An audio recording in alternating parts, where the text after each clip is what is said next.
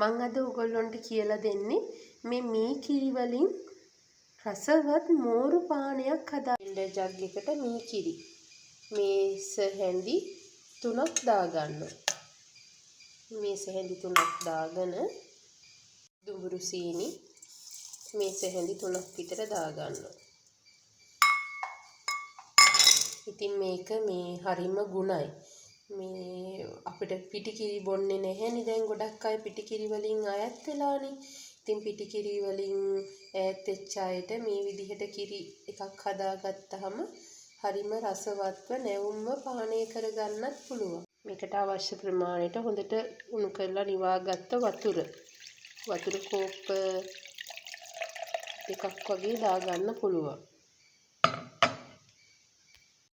ලුණු පොඩ්ඩකුත් දාගන්න.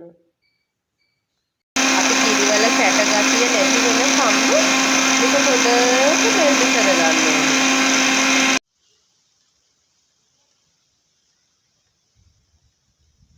අපි හදාගත්ත මෝරු පානය බලන්න කිරි එකක් වගේ හරියට ෆ්‍රෙෂ් මිල්ක් වගේ ඊට වැඩිය රසයි.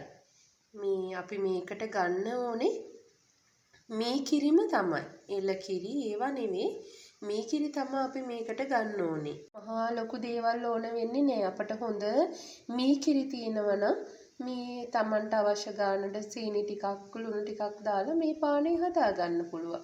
සීතල දවස් වලට නැතුව සෙම් ප්‍රතික්ෂාව එහෙම නැති මේ සෙම් අමාරු ඒ වගේ දේවල් නැති වෙලාවට මේක දිගටම බොන්න පුළුවන්. පුංචි බබාලා එහෙම හරි ආසයිනේ කිරි රසට බොන්න. ඉතින් මේක හදලා දෙන්න නිතරම. ඇඟේ මේ උෂ්ණ ගතිය නිවෙනවා. අර මලබද්ධය වගේ තියෙනවනේ. টয়ලට් යවෙන්නේ නැති ගතියවල් ඒවට තමයි මේ මෝරු පානේ බොන්නේ. ඉතින් ඒ වගේ දේවල් වලට මේ වගේ දෙයක් හදාගෙන බොන්න. දැන් මේස හැඳි 3කින් 3 දෙනෙකුට වගේ බොන්න හදා ගන්න පුළුවන්. මේ ඉතින් හරිම රසවත් ඒ වගේම තමයි සුවඳයි. නැවුම් සුවඳක් එනවා. එතකොට අර බොන්න ආස හිතෙනවා. ඔයාලත් හදලා බීලා බලන්නකෝ. බලන රස කොහොමද කියලා මට කියන්නකෝ.